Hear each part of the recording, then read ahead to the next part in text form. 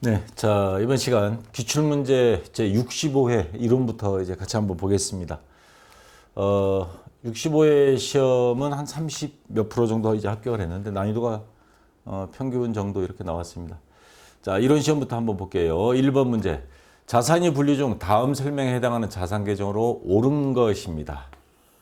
자, 구체적인 형태가 있어요.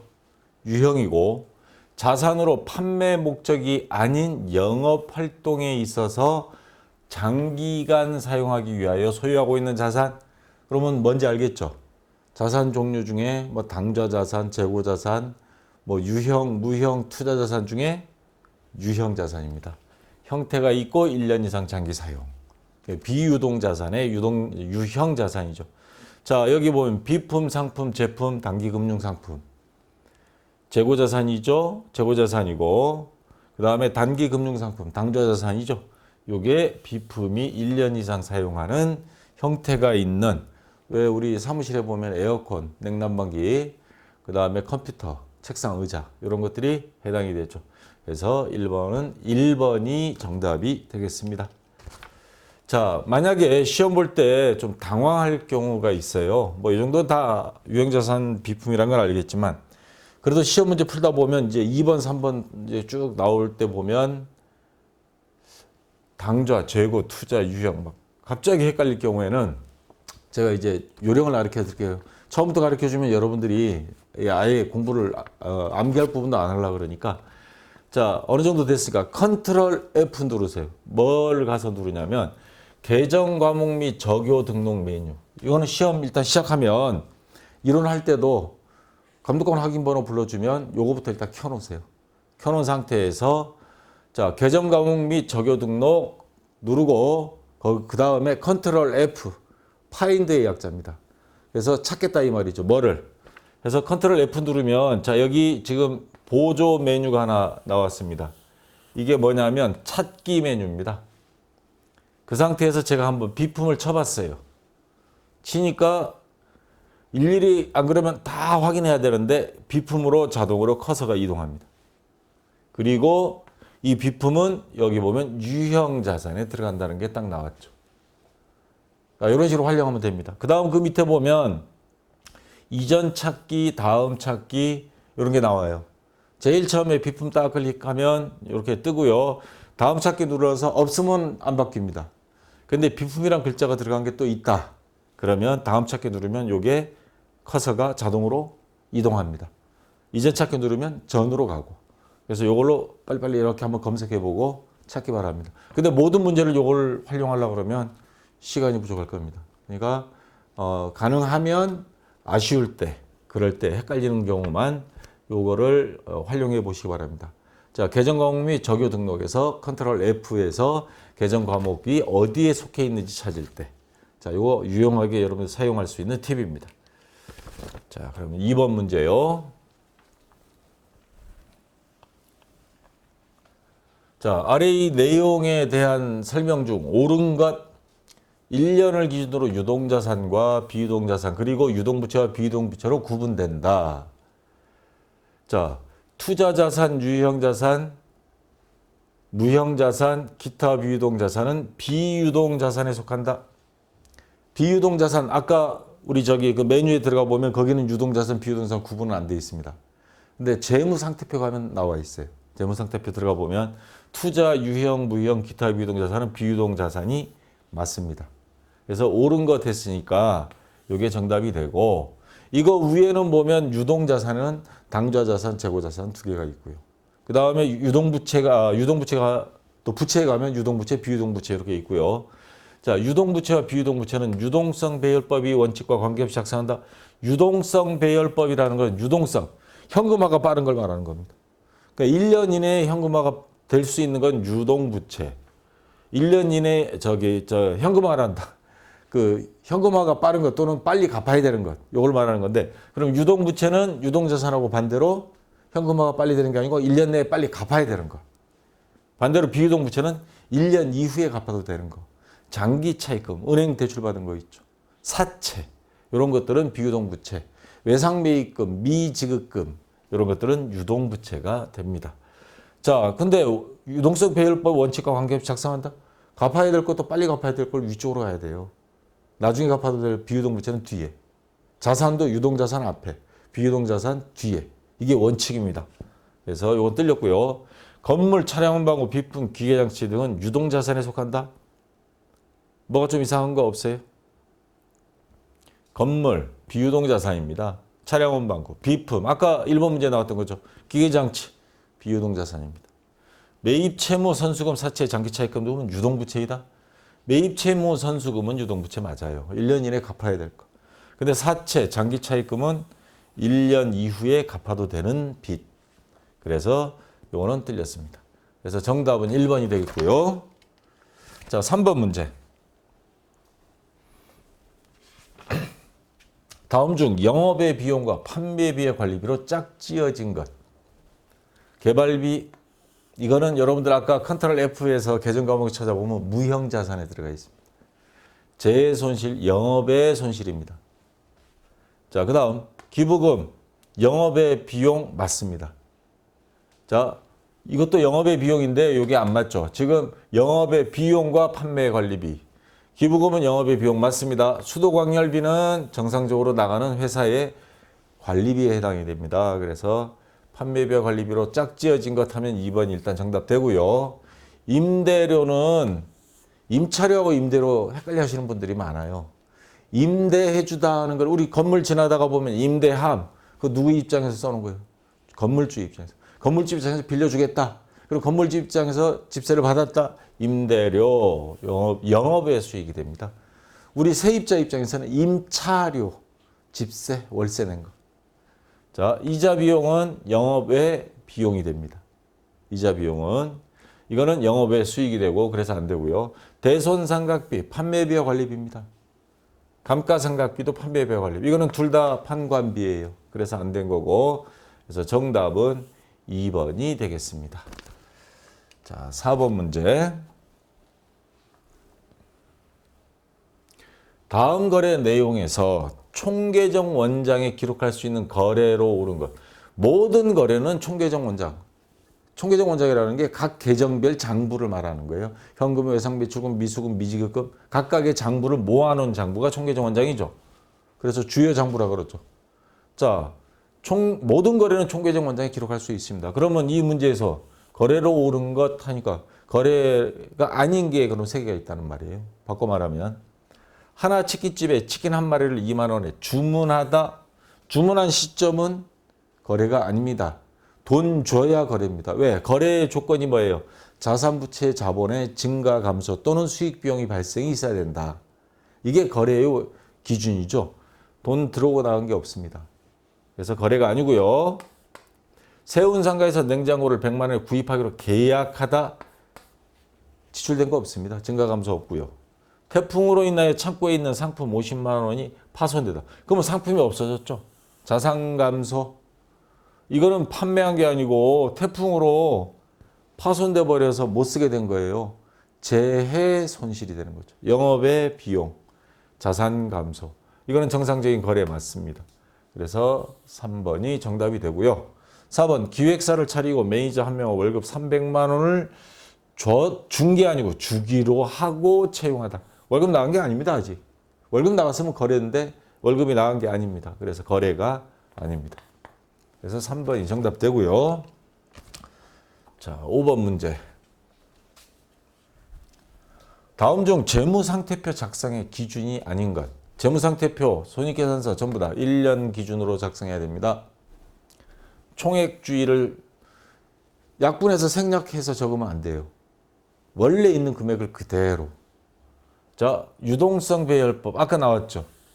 빨리 받거나 또는 빨리 갚거나 1년 이내에 그거를 먼저 적고 나중에 1년 이후에 받거나 갚을 건 뒤에 적는다. 순서대로. 자, 발생주의. 요거는 손익계산서 작성 기준입니다. 손익계산서는 수익 비용이 발생한다고 이야기하죠. 그래서 요거는 손익계산서고 지금 우리는 재무상태표 작성 기준이에요. 그래서 4번이 재무상태표 작성 기준은 아니라는 거. 자, 그 다음 6번 문제요. 봅시다. 자, 요거는 조금 생각을 해야 되는 문제입니다. 기말 재고 자산을 과소평가했을 때 나타나는 현상으로 오는 것.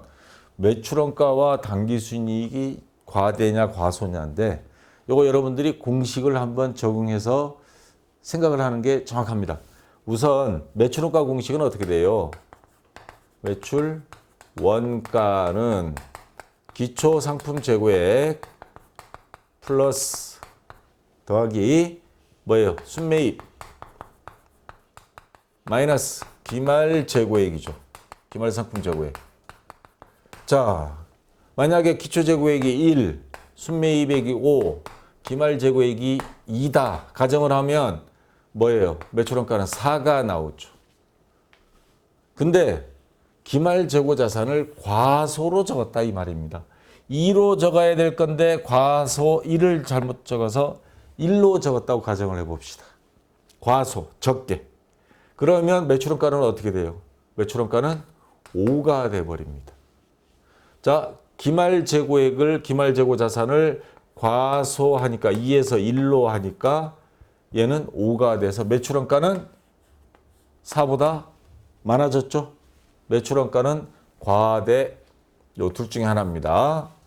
그 다음에 매출원가는 당기순이익에 어떤 영향을 미치느냐. 자, 순매출액 마이너스 매출원가 하면 이게 매출총이익이죠. 매출총이익은 그대로 나중에 판매비와 관리비 빼고 영업의 수익비용 더하면 당기순이익이 됩니다. 요게 당기순이익이. 그러면 순매출액은 예를 들어서 10이라고 가정하고 매출원가는 원래 4였어요. 그럼 매출총이익 6 나와야 되는데 얘를 과소 적는 바람에 얘가 아까 1 많아져서 5가 됐단 말이에요. 그러면 얘가 5로 적는다면 10에서 5를 빼버리면 얘는 4가 나와요. 매출총이익은 줄어듭니다. 매출총이익이 줄어드니까 당기순이익도 덩달아 줄어들죠. 이제는 확실히 이해가 되시죠? 그러면 자, 재고자산 과소평가했을 때 매출원가는 과대, 당기순이익은 과소. 2번이 정답이 되는 겁니다. 조금 생각을 해야 된다는 문제입니다. 자, 이렇게 해서 됐고요. 그 다음에 7번 문제. 아까 같은 문제가 나오면요. 공식 써가지고 공식에 임의의 숫자를, 적은 숫자를 하나씩 대입해봐요. 그럼 눈에 확 보일 겁니다. 자, 7번 문제. 다음 계정 과목 중 증가액이나 발생액이 차변에 나타나지 않는 것. 증가 또는 발생이 차변인 것. 거래입 판례수 결합관계. 거래입 판례수 결합관계에서 차변 대변에서 자, 자산 증가. 이쪽은 감소죠. 그 다음에 부채 감소. 그 다음에 자본 뭐예요? 감소. 그 다음 비용 발생이죠. 여기. 그래서 여기에 해당되지 않는 것 찾으라 그랬습니다. 그러면 자, 자산이죠. 당좌이금.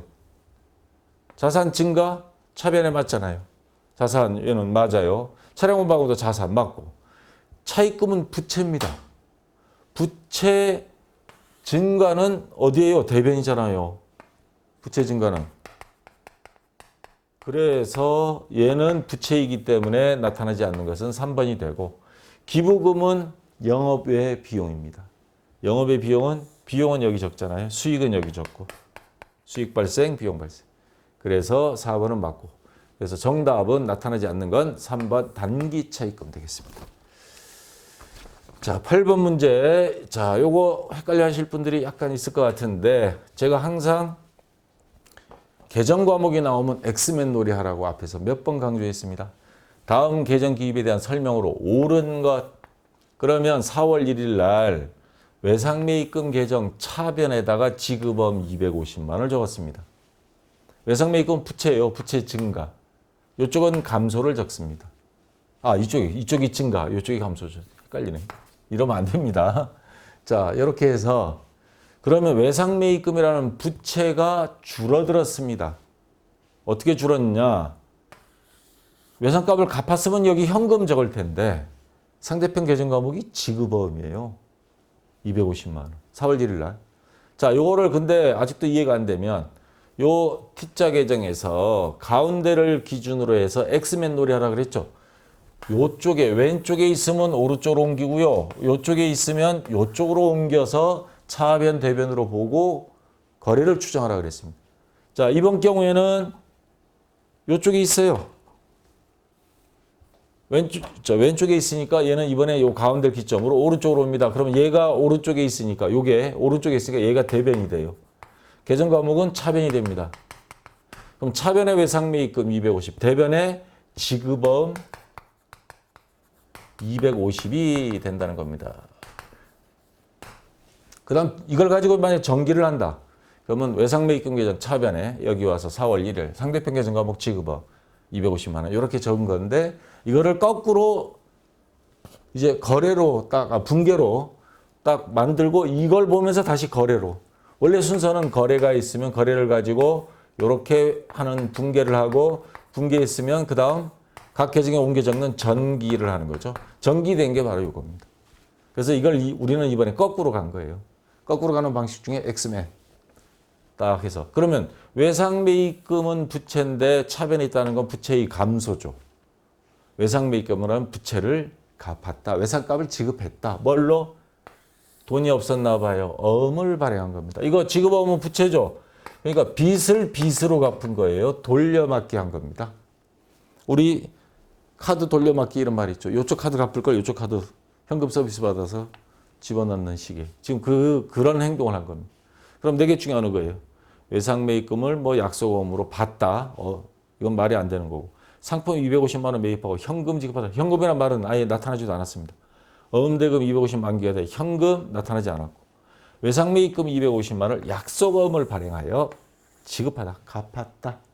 그래서 4번이 정답되는 겁니다. 자, 엑스맨 요거 잘 기억해 두셔야 됩니다. 자, 9번 문제.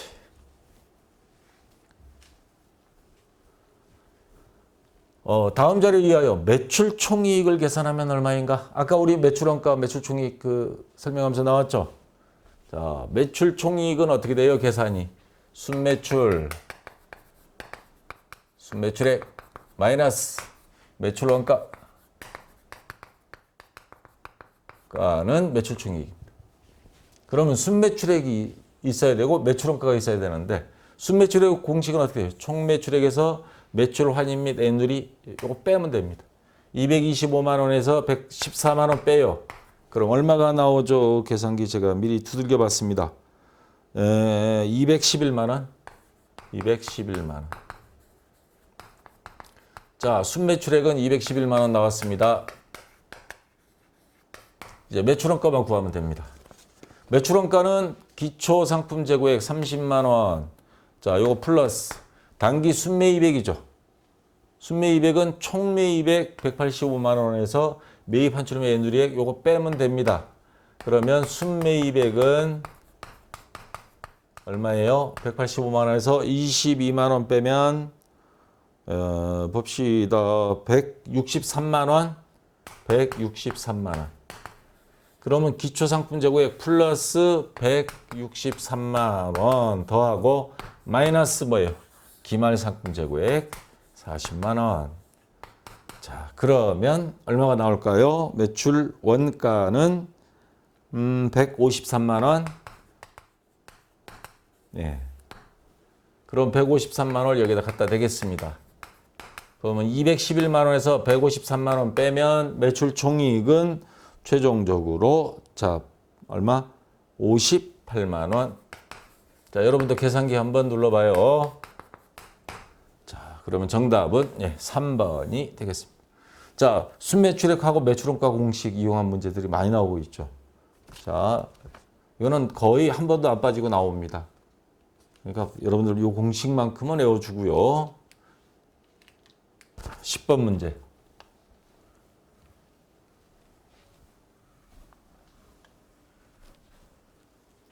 유형자산에 대한 설명으로 옳은 것, 유형자산 형태가 있으면서 1년 이상 판매 목적이 아닌 영업용으로 사용할 자산이죠. 토지, 건물, 비품, 기계장치는 감가상각 대상이다. 언뜻 보면 맞는 것 같은데 뭔가 하나 틀린 게 있죠. 감가상각이 뭐예요? 감가상각. 낡아서 가치가 떨어지는 걸 말합니다. 우리나라 애국가에 있잖아요. 마르고 닳도록 하나님이 보호하사. 마르고 닳고 없어지는 거. 건물 낡아버리죠. 비품, 컴퓨터 뭐 보통 한 5년, 7년 쓰잖아요. 기계도 낡아버립니다. 차량 운반구. 근데 땅 낡아버렸다는 사람이 있어요. 야, 저 땅 3만 년 됐어. 버려. 이거 없죠? 요것 때문에 요 1번은 뜰린 겁니다. 구입 시, 자, 유형자산 구입할 때 취득세, 등록세 1년에 한 번만 내는 거는 자산에 포함합니다. 단기 비용으로 요 말이 들렸습니다. 운반비도 들어갑니다. 취득원가로 처리한다. 요거는 맞았는데 요게 틀렸습니다. 그래서 2번 틀린 거. 지금 옳은 거 찾으라 그랬어요. 3번 물리적 형태가 있죠. 유형자산은. 이건 무형자산에 대한 설명입니다. 1년을 초과해서 사용권세 예상되는 자산이다. 자, 이거 틀렸고. 유형자산 취득 후 유형자산이 능률을 유지하기 위한 지출은 단기 비용으로 처리한다. 만약 예를 들어서 기계나 뭐 건물을 샀다고 쳐요. 능률을 유지하기 위한 지출. 말이 참 어렵죠. 유리창 깨지면 건물 유리창 깨지면 그냥 둘 거예요. 유리창 한 장 끼워 놔야죠. 기계 고장 나면 수선해야죠. 수선 유지를 말하는 거예요. 수선 유지. 다시 말하자 여기 수선 유지로 지출한 거는 수선비죠. 수선비 비용으로 처리한다는 말입니다. 그러면 요거와 반대되는 개념이 뭐냐면 요거는 수익적 지출이라 그래요. 지출, 수익이 아닌 손실로 본다는 말을 바꿔서 지금 이렇게 돼 있고 요거와 반대되는 개념이 자본적 지출이라는 말이 있습니다. 뭐예요? 그 유형 자산이 수명을 완전히 대폭 연장하기 위해서 예를 들어서 건물 그냥 올 수리하는 경우 그 다음에 뭐 수명을 연장하는 거 아니면 한층 올려서 자산 가치를 올린다든가 엘리베이터 설치한다든가 비용도 많이 들 뿐더러 자산 가치나 수명을 연장시키는 대폭적인 수리는 자본적 지출. 다시 말해서 이렇게 비용 처리하는 게 아니고 자산 증가로 봅니다. 건물을 완전히 대폭 수선했다. 그럼 건물에 대한 자산 증가로. 자동차 완전히 올도색하면서 엔진까지 그냥 완전히 수리했다. 그러면 차량 운반구나 자산 증가로. 이렇게 처리하는 게 자본적 지출입니다. 자, 그래서 4번이 일단 정답되고요. 자, 11번. 유동부채만으로 짝지어진 것은. 근데 이게 오류가 있어서 모두 정답으로 처리가 된 문제인데요. 자, 지금 현재 상태에 보면 답은 있습니다. 가수금은 이건 원래 임시계정인데 지금 우리 회계처리상으로는 계정과목 및 적용 등록 가서 컨트롤 F 눌러서 보면 검색해 보면 이거는 유동부채로 일단 분류는 돼 있습니다. 자, 재무제표상으로는 안 들어가요. 재무상태표는 안 들어가는데 계정과목 분류로는 이렇게 돼 있는데 받을 놈이 일단 유동자산이기 때문에 여기에 일단 뜰린 거고요. 자, 3번 먼저 볼게요. 선수금, 계약금 받은 거 유동부채 맞습니다. 근데 여기 비유동부채죠. 그래서 이거 뜰렸고요. 그 다음에 미수금, 아직 받지 못한 돈, 상품 이외에. 그러니까 유동자산입니다. 이건 유동부채예요. 그래서 이게 뜰렸기 때문에 유동부채가 아니기 때문에 이거 뜰렸고 예수금, 직원들 월급 줄 때 소득세나 뭐 이것저것 건강보험이 될 거 임시 보관해 둔 돈. 유동부채입니다. 보통 1년 이내에 이거 다 납부를 해요. 회사에서 대신. 유동부채. 지급보험도 유동부채죠. 그러면 2번이 정답인데 왜 모두 정답일까? 제가 이걸 확인해 봤더니 출제할 때 요게 지급어음이 지급어금이라고 나왔어요. 그러면 이거 오타구나 누구나 다 인식하겠죠. 근데 시험에서는 그렇게 안 되는 거죠. 지급어금이라는 건 없거든요. 얘가 틀린 거기 때문에 여기 정답이 없는 거예요. 그래서 나중에 확정 답안 발표할 때 모두 정답 처리하면서 요거 오타 수정을 했더라고요. 지급어금이 아니고 어음으로. 지금까지 모두 정답되는 케이스가 여러 개 봤지만 답이 아예 없는 경우인데 이렇게 오타 때문에 이렇게 되는 건 제가 처음 봤습니다. 하여튼 이런 문제가 나와주면 고맙죠. 자, 12번 문제입니다. 다음과 같은 결합관계로 이루어진 거래로 옳은 것. 부채가 감소하면서 자산이 감소하는 것. 1번 볼까요? 국제구호단체에 30만 원 현금으로 기부하다. 이거 기부금이에요. 영업의 비용. 비용이 발생, 자산 감소니까 얘는 아니고. 2번 미지급금 30만 원 현금으로 지급하다. 자산의 감소는 맞아요. 현금 나갔으니까. 근데 미지급금은 부채죠. 근데 그걸 갚았어요. 미지급금을 갚은 거니까 부채의 감소가 맞죠. 그래서 2번이 정답됩니다. 3번 사무실 임차보증금.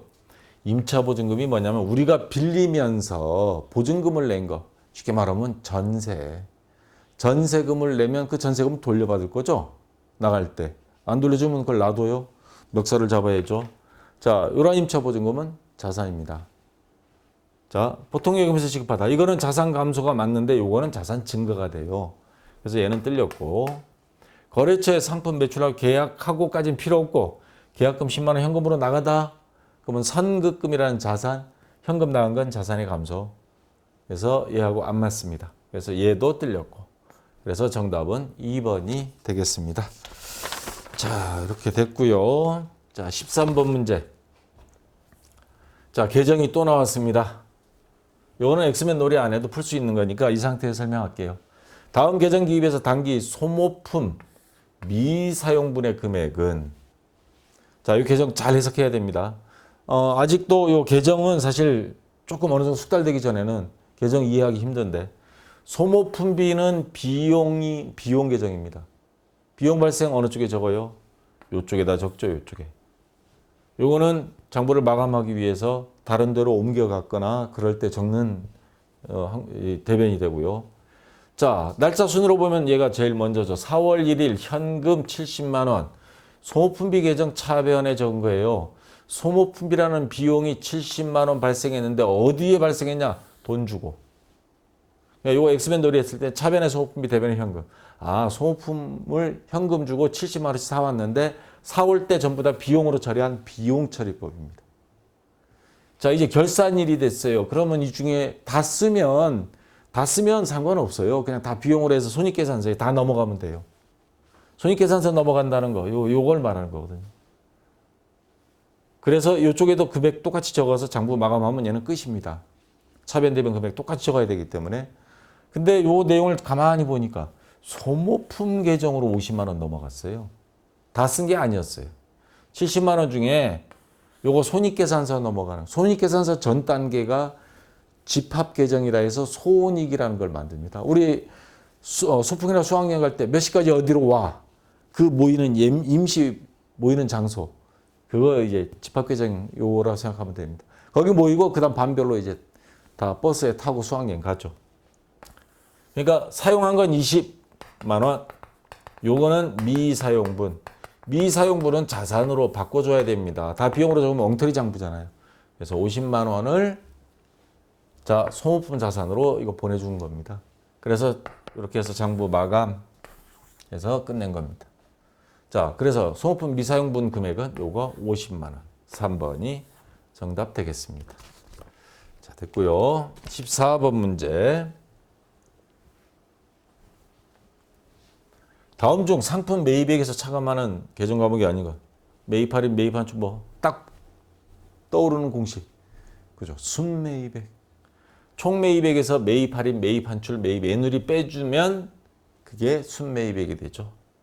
자, 요거는 상품을 매입할 때 들어가는 운임은 상품 가격에 포함되는 재비용입니다, 이거. 그래서 4번이 아닌 것.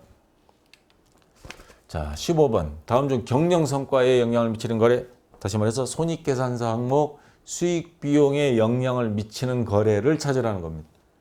거래처로부터 외상매입금에 대한 채무를 면제받다.